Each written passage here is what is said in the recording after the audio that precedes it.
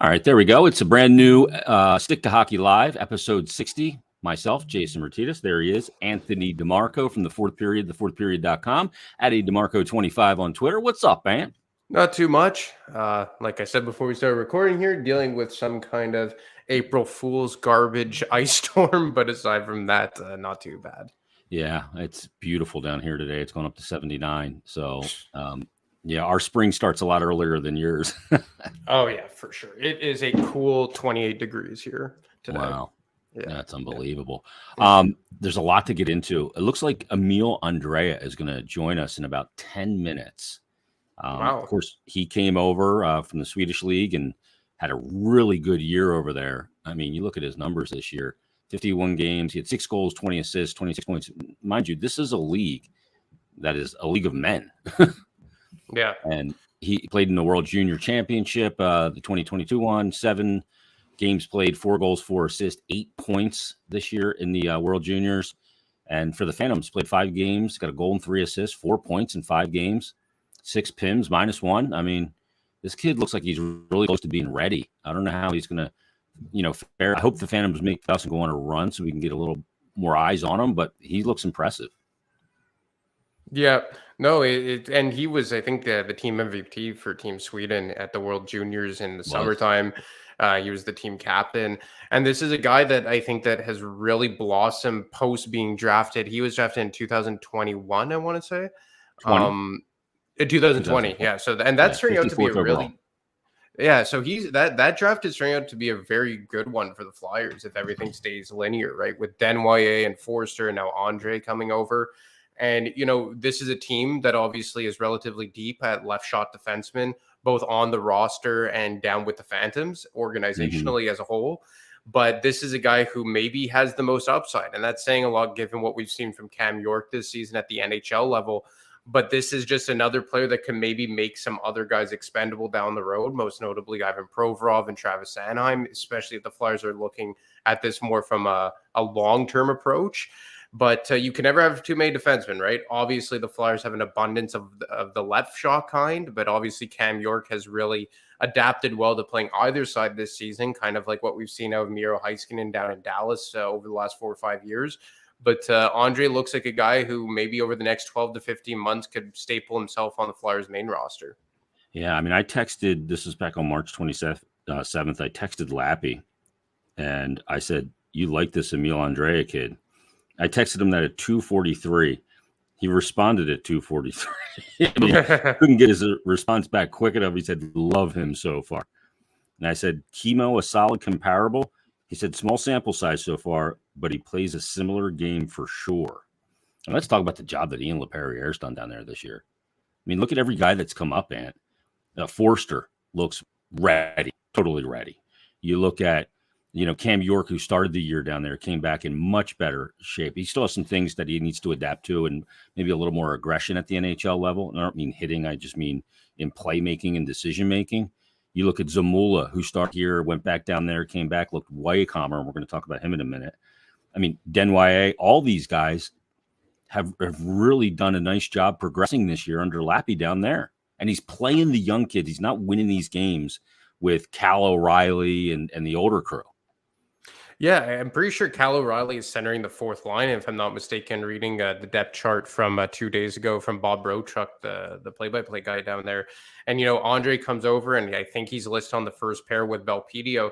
And I think LaPerriere deserves a lot of credit. I think that he caught a lot of shit over the years. Caught a lot of shit, and from me included, but I think that maybe that's been because he was a holdover from Craig Berube to Dave Haxtell to Alain Vigneault. Then he goes down and takes over for Scott. Was it Scott Gordon right before him that he took over for? Or was there someone in between?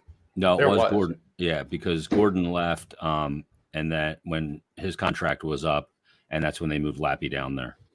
Yeah, and obviously the early returns weren't too great, but if I'm not mistaken, he had mentioned that AV wanted him to run the exact same system down there so that the players were ready to come up and play that exact same role, as opposed to Tortorella, who said, just do whatever you want, carte blanche. And this season has certainly been much better in that regard. Obviously, a lot of the new blood injected into that lineup, I would imagine, has played a role. Like, you bring in guys like Artem Anisimov, a good veteran, Tyson Forster, Brink, and Lexell. You look at Ronnie Adder, full-time guy. Sam Urson obviously has played a big role down there. So part of it has for sure been personnel related, but I don't think you can discount what LaPerriere has done, because as you mentioned, when these guys have come up to the main roster, not a lot of them have disappointed, right? Like obviously you've had some of the guys who maybe haven't translated as well. Maybe at Ollie like Lexell.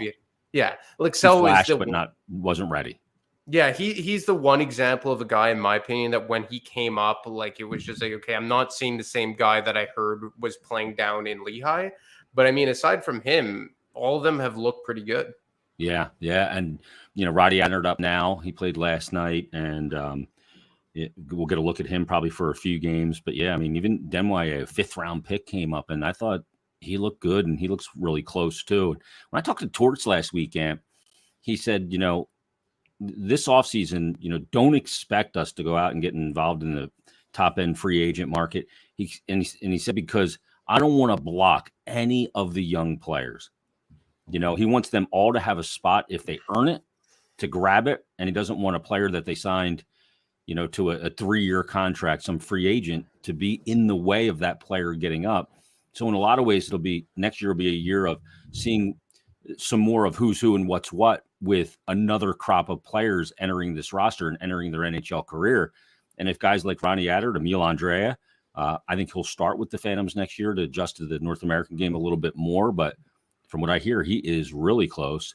And then, you look at Adam Inning is another guy, and Denwye could be centering your fourth line next year because Patrick Brown's not here. So, things aren't nearly as bad as maybe a lot of people thought, because of the development of these players. I had a question that when I did a Flyers Daily episode back in September, I found this when I was cleaning out my bag, my broadcast bag. And I wrote this email on 9/11/22, and it was the top 20 questions going into this season.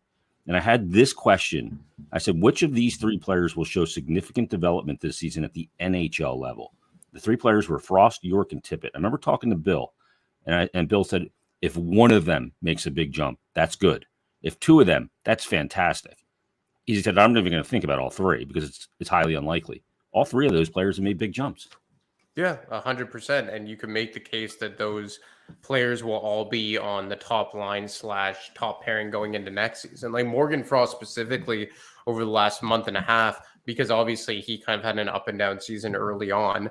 But I think that he's come around in a massive way, and a lot of adversity thrown his way as well. Like you look at, John Tortorella has really, played hardball with him, or maybe not hardball, but more just tough love, if you will. And he's really in Toronto. That's hardball.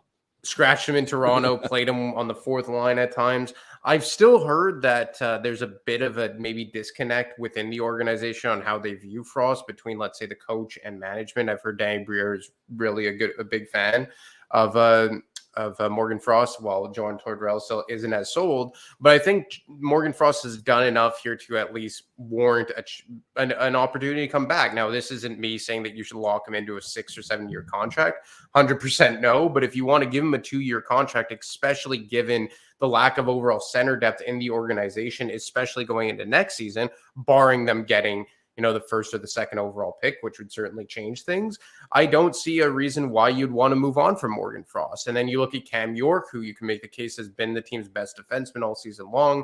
Owen Tippett, that obviously, aside from Travis Konechny, has probably consistently been their best forward. These are 3 guys that I think have really cemented themselves as at least midterm, more in the case of Morgan Frost, at least in the immediate future, part of the solution. But in terms of Tippett and Cam York, I think these are 2 guys that are going to be here for the foreseeable future. When you look at Frost over his last 11 games, 7 goals, 6 assists, 13 points, a +5, carrying 17 minutes and 19 seconds of ice time, and being put in a lot of situations. And you can look at this 2 ways. You can go, well, these games don't mean anything. The pressure's off. So do it when it means something. And then you can also look at it, though, the players know the seasons they're not going to the playoffs, and he's still finding a way to push. That's one thing. And I talk about this quite a bit. I was talking about this on Flyers Daily. Like even the game last night, I mean, they were dog shit in that first period. They were kind of dog shit in the second. And then in the third, they battled back to get within a goal. Probably should have been tied, because I can't believe that Kate's goal was called off. But They just keep battling back. And while momentum in team sports does not carry season to season, if they win out, like the 5-game win streak's not going to translate into wins next year. But the way they play, the competitive, consistency with which they come out, and last night, the first 2 periods were not competitive, but the way they keep battling and their resilience is something that can carry forward. And I think for the first time in a while, the organizational DNA, they kind of know what it is, and they know what kind of players they want. They have to check boxes on their list of non-negotiables if they want to come here, whether it's a free agent, when you're drafting a kid and looking at all that stuff, because I think they have the organizational DNA to move forward. And I think a lot of it's going to stem from Danny, who was a fierce competitor. That's what it's going to be. It's going to be guys that come in, you need talent, sure, but there's going to be guys coming in, you better compete or else you're not going to be here. Yeah, and I think Danny's going to lean a lot on John Tortorella, and I think that's evident given the fact that Torts hasn't been behind the bench in how many games now. And, that's obviously something that has raised questions about Tortorella's role going forward. I mean, I haven't had a chance to talk to someone directly about it, but I exchanged a couple of texts last night, and I had mentioned just like, oh, you got a new AGM with you. And it was kind of laughed off. Just like, oh, were we shown again on, like, was it shown again on the broadcast? Like, what was going on here? And like, the person said that it's like, obviously it's not a direct tie into hockey ops, but like maybe this is something that Danny Briere is looking at to maybe not be a full-time AGM, but more so wanting to kind of say like, we're going to lean on a guy who's right there in the trenches and was brought in to really give us a real like pulse on what's going on down there. So I don't know what the relationship exactly is going to be between these two guys going forward, but like just from an optics perspective, it seems as though that Danny Briere is going to be leaning a lot on John Tortorella to see who they want to bring in. Yeah, I think so too. And I asked this question to Bill the other day because this whole thing with having the assistants coach is perplexing to me in a lot of ways.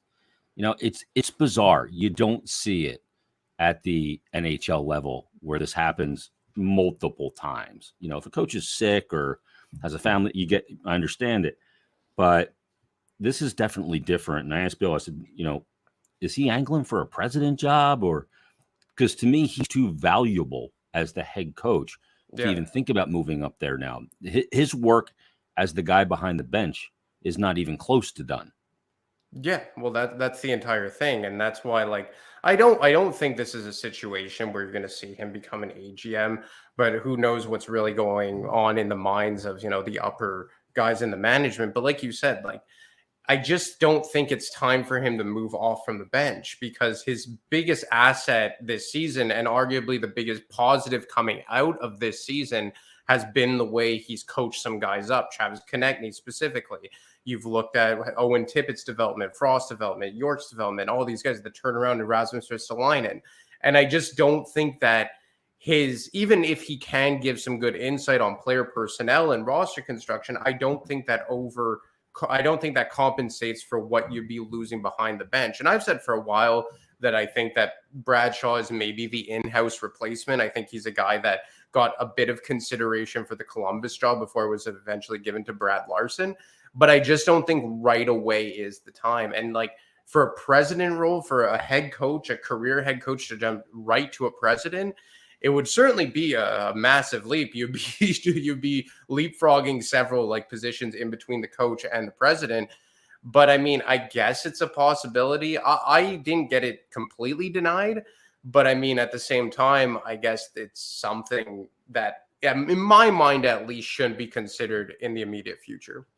So I did some digging on it because it does perplex me. And I had texted asking about it. I said, I just can't figure out the motive or why. It just feels bizarre.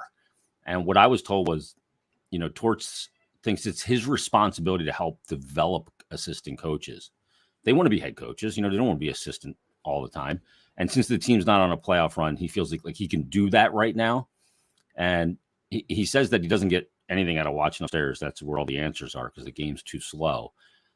But he apparently is this has been really good for the relationship with he and Danny developing that relationship. So that is a good thing. And look, him being behind the bench to push for a win, if he gets more out of other guys, I think that's obviously not a big deal at this time. So he'll be behind the bench, but I just felt like it was a little bizarre. The other thing he said too this week was some of the veteran players, JVR, Hayes, and some other guys, their usage here of late and situational usage has been definitely tamped down because he's putting these young players all in that spot. And long gone are the days of Dave Hackstall and forcing Yuri Laterra on us and veteran guys that were never going to be a part of the future. And it was one of the misnomers about Torts that, because he's an older coach, the notion always is, like it was with AV too, but it was legit, was they don't play young guys. They don't develop guys. He plays all veterans. Torts is not that way. He is really doing everything he can to develop these young players, put them in every situation, Forster killing penalties out there, with the goaltender pulled against with a 1-goal lead, blocked a shot and got an empty net goal. And all these things are putting these guys in this spot to help develop them. That's task number one right now after what it was. Task number one was fixing that locker room. And, that's one of the things where I think Torts has excelled the most this season. Yeah. I think that there was that misconception that John Tortorella was a closer. Like, oh, you bring him into when you're ready to win a Stanley Cup because he was an older guy. And like you said, the comparison to Alain Vigneault. But he has been anything but. And I think that the biggest difference is that compared to, let's say, the Hackstall days with Laterra and Weiss or AV with Thompson and Grant, is that those guys were trying to win hockey games. Yeah. This year hasn't really been about winning. It's about saying a culture and competing every game. But it's first and foremost has been developing your young guys and figuring out what you have moving forward. And that's what they've done. And, like you said, you have these guys killing penalties that you wouldn't have thought in the past. You have them defending leads out there in big game situations. And you have to figure out what all of these players are. And I think that John Tortorella, at least personally, and I've said this several times over the last few months, has completely changed my perception as to what he is as a coach. And that, you've even heard large pundits say, like I believe even Frank Saravalli has said, that, he was the worst possible coach that you could have brought in during the season because he's going to coach the team up and take you out of a lottery chance position. And that's true in some way. I do think that this team has won more games than they should have because of the exceptional coaching of John Tortorella.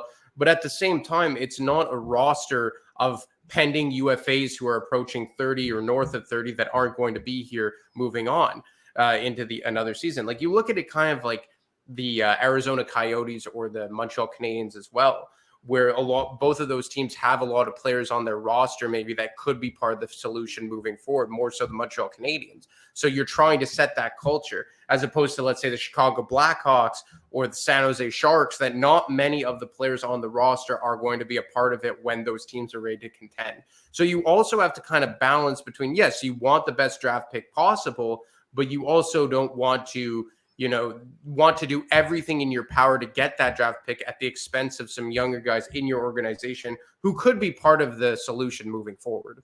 Yeah, that's well said. Let's get to a couple of things that you reported. Emil Andrea is going to join us in about 4 minutes. So looking forward to talking to the Flyers prospect, defenseman who has certainly peeled some eyes open. Let's start with Alan McCauley.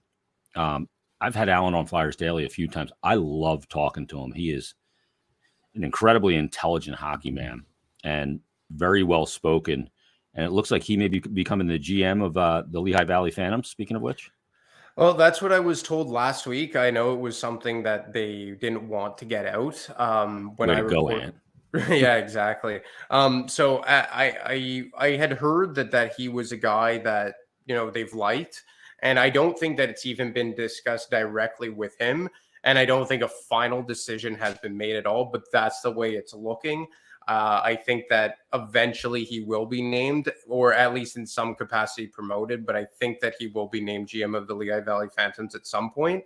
And that's a role that I don't think has been held officially since, I believe, was it John Paddock, who was the last official GM of the Phantoms back in the homeroom days. Like, it's kind of been a hybrid of Brent Flair and whoever the GM has been for several years now. And when Brent is traveling, it has fallen on Chuck Fletcher or now Danny Briere. So I really think that there's a need, right, to really establish everyone's roles in the organization. And Torts even alluded to that. I believe it was a week and a half ago, that everyone needs to stay in their lanes. And I think that maybe establishing one person to run the Phantoms is a good step in that direction. Like, obviously not a major thing, but I think that it's something that should be instilled. You know, I did an interview a couple weeks back with Chris Clark, who's the director of player personnel and the GM of the Cleveland Monsters. And what's kind of funny about that is that I believe Macaulay's current role is director of player personnel with the Flyers. So maybe he just takes on the GM role in addition to the GM role of the Phantoms, in addition to his current role. But yeah, nothing official yet, but it certainly is angling that way. And I think that it's something that they want to get done in due time. When you have all of this change with a general manager, and there's a lot of shifting that's going to happen, I'm sure there's a lot of jockeying behind the scenes for two things: vote of confidence that they're going to be employed come July 1st when the league year ends on June 30th, and maybe an opportunity for some guys to jump up in their role and get a bigger piece of it. We mentioned Zamula earlier, and he came up in the beginning of the season, played decent at first, and then kind of looked like he got overwhelmed a little bit by the NHL game. Still wasn't there. So he went down to the Phantoms. And I talked to him when he came back that day at Flyers practice before he played the game when he was recalled. And he cited, the coaching staff down there letting him make mistakes, but not repeating the mistake in games, and trying to pick up his pace of play and be a little harder on pucks and passes with a little more juice. There was a tendency with him, Ant, to, make a pass, but not put enough on it, Yeah. And guys at that level, the AHL and NHL, they read that, and that's a problem. But he worked on that. Came back up, looked good, but apparently he's now dealing with a significant injury.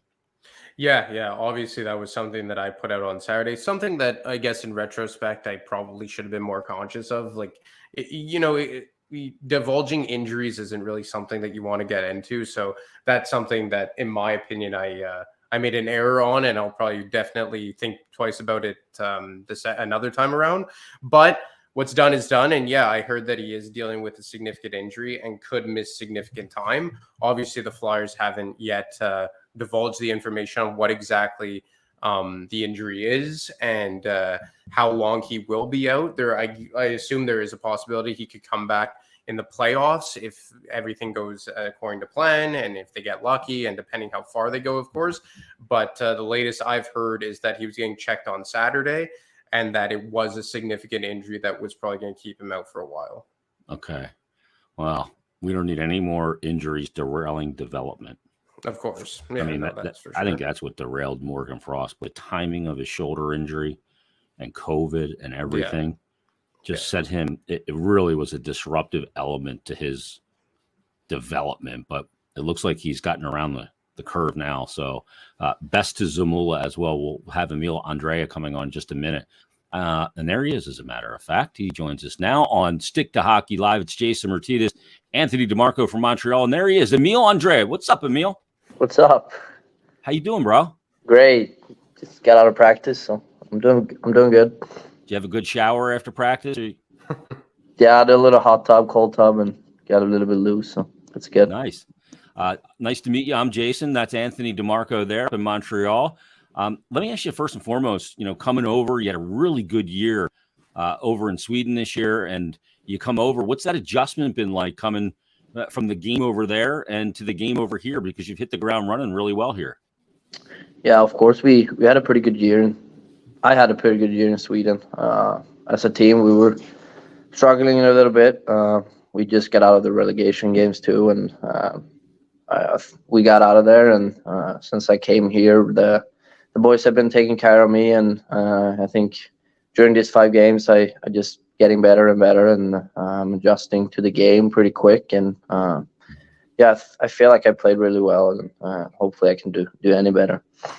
Hey, Emil, nice to meet you, and congrats on coming over. Congrats on the new contract and everything.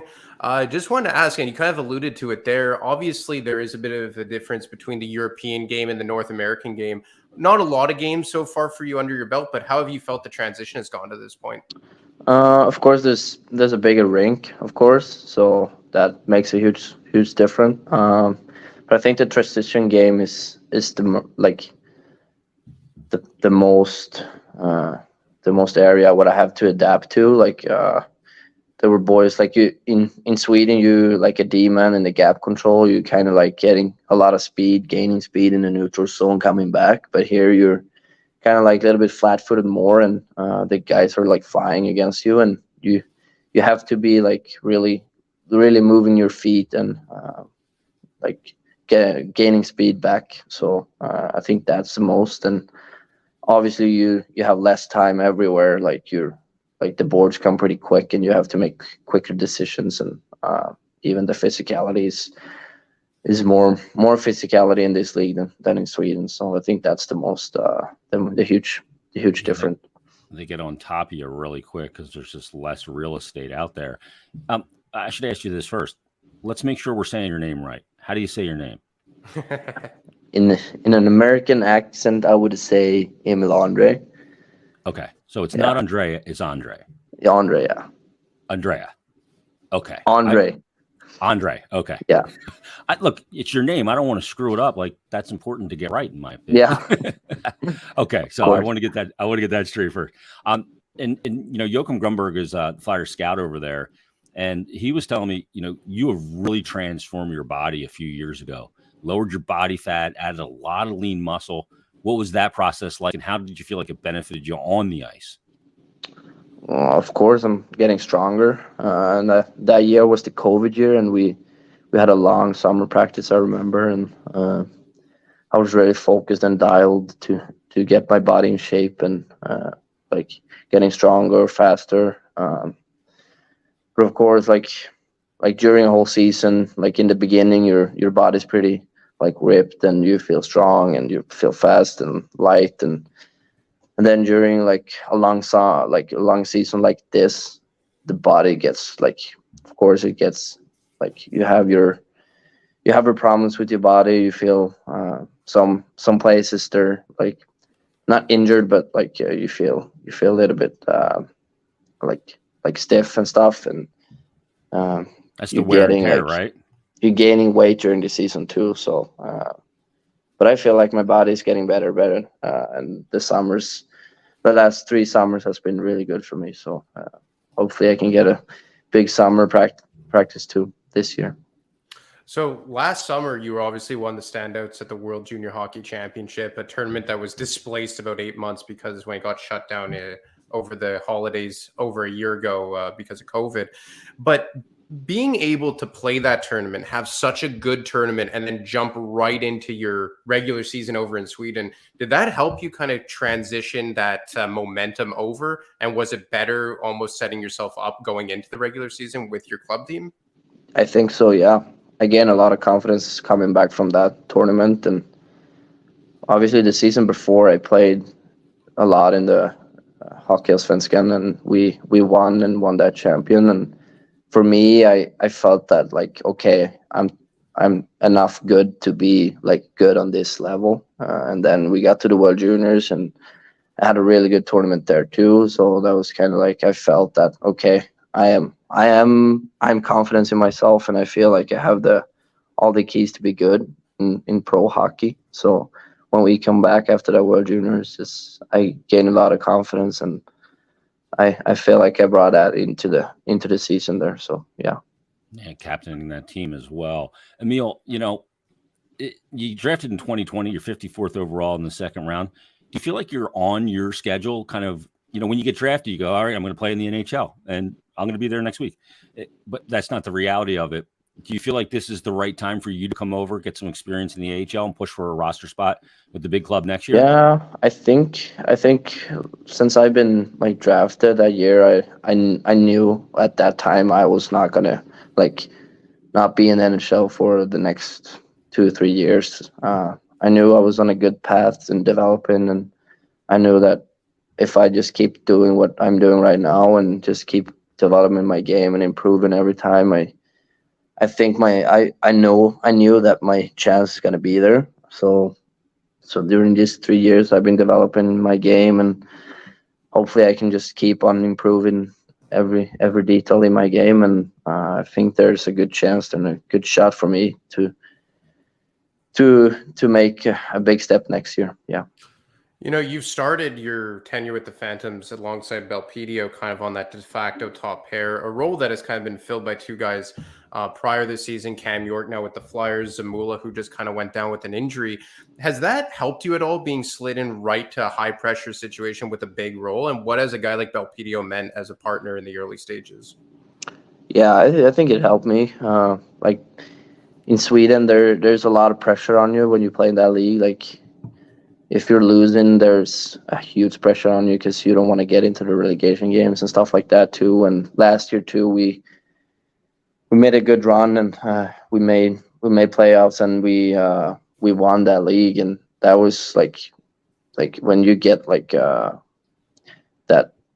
when you really feel like, okay, I'm a really winner, and I know I can do it. You like gain that confidence too. And when I came here, of course, there was a lot of expectations on me, and I knew that. And I just trying to get my mentality in that it was the same sport. I still gonna play hockey, but I think a guy like Louis really helped me too. Like, he's talking to me on practices and on games, and like even every guy in this team, they've been really nice to me and taking care of me. And as soon as you get comfortable off ice, you being comfortable on the ice. So that's been really huge for me. Yeah, I mean, we see you playing games. We see you in the situation at practice, but that's only a small part of your day. You come over in the middle of a season. It's not like you got a ton of time to transition to living in North America, get your living arrangements and all that. It's kind of, living out of a suitcase. So what's that off ice adjustment been like, living in North America now, coming over right after your season? How much have the guys like, your fellow Swedes like Ole Lycksell, Adam Yinning, and Sam Ersson been helpful in that process of getting adjusted to life in North America?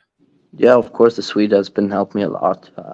Just talking to them and asking questions about the off-ice things, like just some small details you want to know. You can just talk to them, and it feels like a little bit like you're home when you're talking Swedish to them, of course. And then I have a roommate on my hotel right now. I live with Nolan Meyer, so he's been kind of helping me to get everything going. And he has a car, so we go for dinners and stuff, and we've been hanging out. And even on the golf course, these guys in this team play a lot of golf, and I've been golfing with those guys too. And of course, I've been getting comfortable off ice, and their Swedes really helped me, and even the other guys too. So that's hold on, nice. You're taking their money on the golf course already? Yeah, not yet. I have to rent clubs actually, so I haven't been that good actually. Oh, no shit. So what's your handicap? I have like 14 right now, I think. All right, nice. Go ahead, Ant. So like, obviously this is a team that is going through a bit of a transition, right? Like, new management group, kind of entering somewhat of a rebuild. And presumably there are going to be a lot of big time roster spots open over the next few years for players like yourself, a guy who was drafted a little over 2 years ago. For you, is that any added pressure in the way that you're going to approach the game? And is that something that you think you could thrive on more because you know that there's such a big opportunity on a team that's heading in a younger and rebuilding direction? I think that's a benefit for me, and even for the younger prospects here. Of course, I haven't been following the Flyers that much during the years, but I know there's some improvements, and they've been changing the staffs and players in and out, and of course there's a kind of rebuild situation, and I think that would like benefit me, and like to get my spot on the team. That's the only goal I have, and it would have been stupid to not have that goal. So I think that would help the younger prospects to trying to make the team, and you really feel like, okay, I probably have a shot on this, so I would do everything to make it my spot, of course. Emil, final question for you. One of the names that we're always looking for comparables, right? And the name that gets mentioned for you when it comes to Flyers defenseman is Kimmo Timonen, the former Flyers defenseman, good Finnish guy. Played over there as well, and kind of came through your neck of the woods, kind of. on his way to the NHL. What do you know about Chemo? Have you talked to Chemo at all? And had to break bread with him yet? No, I haven't talked to him, and I don't really know him as a player. I know he's a small defenseman and like pretty similar. Like my game is pretty similar to his, but I haven't really seen him play it or anything like that. So, no. Yeah, he was a guy that maybe small in height, but that lower half of Chemo was like a brick shit house. I mean, quads like an NFL running back, just so strong on his feet and he could just stand in there in board battles. And he was a great guy and a really good defenseman for a long time that they grabbed from Nashville many years ago. Emil, I know you're a big golf guy, and I think the boys are doing a little something for the Masters. Who'd you get in your draft for Masters weekend? Yeah, we did the draft before here, actually. Yeah. Who'd you get to win the tournament to try and win the pot? Tiger? No, it was John Rahm, actually. Oh, dude, good one. So we were a group of the Swedes, actually. So we had a couple picks, and I think we got a good team. We got to get you down to Augusta and play 18 down there. A little amen corner for you.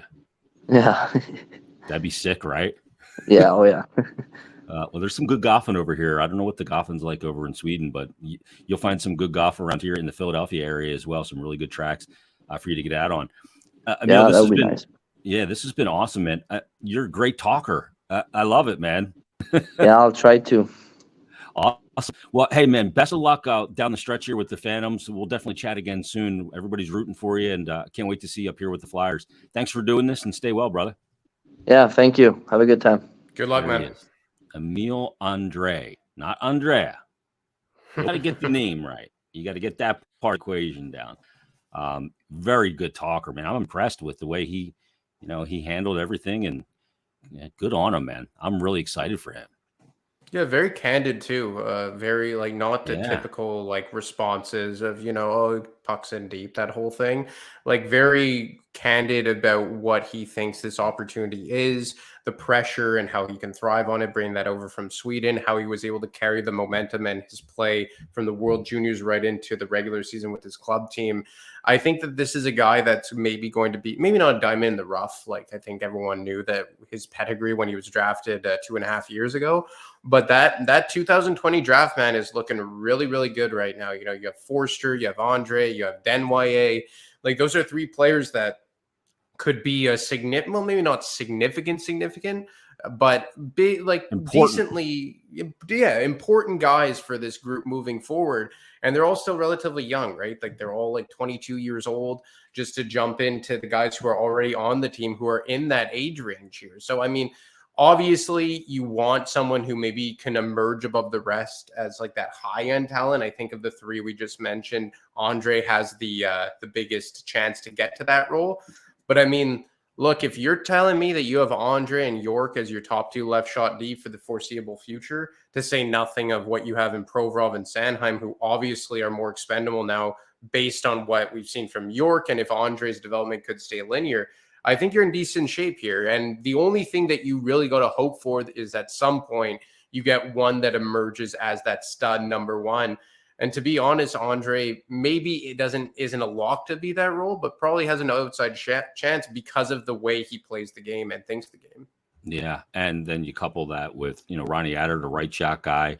I don't think he's ever a top pair guy at the NHL level. He may be a third pair guy and a power play, with that big shot, maybe PP2, something like that. And real good kid as well, and kind of like a coach on the bench from what I'm told. So, yeah. I mean, the reason why those players are important is because they're homegrown. They're drafted, developed, and you're getting, a real contribution from the guys you got through the draft. And that's a big thing. Look at the really good teams. They're built on their draft and they're supplemented with free agents or trades, but they're built through the draft. The depth of their roster is usually always through the draft. Yeah. That's a big time important thing. And the other thing that they really have to make sure here, because you had homegrown guys, right? Similar to Andre and Cam York as young left shot D, and Provorov and Sanheim and Shane Gostisbehere. And I think that even including Andre and Cam York, Provorov had the biggest pedigree coming out of the 2015 draft. Like a lot of people thought, myself included, he'd be contending for a Norris maybe one day. But I think the biggest thing that they have to make sure they don't repeat as they did with Sanheim and Provorov, and to be fair, that was more under the Ron Hextall era, is that you need to make sure that you don't sandbag these guys with no partners to bring them along. You need to put them in a win-win situation, and a situation where they're not looking to be the anchor of the defense in their early 20s.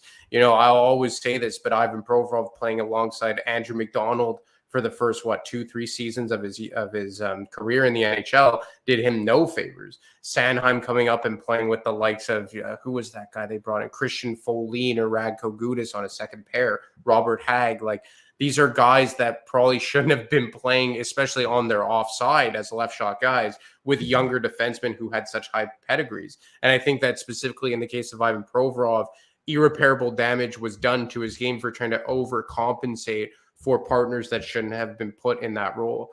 So that's why I do kind of think that maybe keeping around a Ristolainen, who has been your most steady guy on that right side, if we're not counting Cam York, maybe wasn't the worst idea in the history of what Chuck Fletcher did or whatever. So, I mean, yes, they have the talent here, but they have to make sure that they don't repeat history in terms of that development that we saw with Sanheim and Provorov. Yeah, and I think that's where Torts, and Danny Briere come in a big way. Don't block guys, but you have to have guys around here that teach these guys how to be pros and how to and put them in a position to excel and develop further at the NHL level. And I'm talking to Lappy too. I know that Danny wants just about everybody to spend time with Lappy before getting to the NHL. No, if you get lucky and you get the number 1 overall pick and you draft Connor Bedard, he's probably not going to be Lappy. Yeah, no, exactly. But that's the thing, right? Like, it's not a one size fits all development path, right? Like, you have to be conscious of what kind of player you're dealing with. And maybe Andre's a guy that, by Christmas time in 2023, he's ready to come up. And it's not the same development path for everybody. Like, look at a guy like Igor Zamula, who's taken a bit longer to find his game than a guy like Cam York, although they were still relatively same age, relatively same role that could be filled. But you just probably went back for 1 year to the Brandon Wheat Kings and then came up and has played ever since. Exactly. But even when he first came up, people were saying he's ready, don't send him back. And sending him back was the right thing to do. Same thing with connecting. Went back to the 100%. And then you look at a guy maybe like Shane Gostisbehere, who was drafted in 2012, I believe, and he only made the jump to the NHL in the 15-16 season, and he spent, I believe, 3 months down with Lehigh. You look at Travis Sanheim, who was drafted a year before Provorov, and he only made the jump to the NHL on a full-time basis towards the end of the 17-18 season. Yeah. So it really isn't a one-size-fits-all system, and you kind of have to look at what players' games can translate more. Maybe Andre has a more of an advantage over some guys because he's played pro hockey with men over in Sweden and kind of grinded it out more, as opposed to, let's say, a guy like Cam York, who came in over from the NCAA and had to get used to that schedule, had to get used to playing against pros and all that.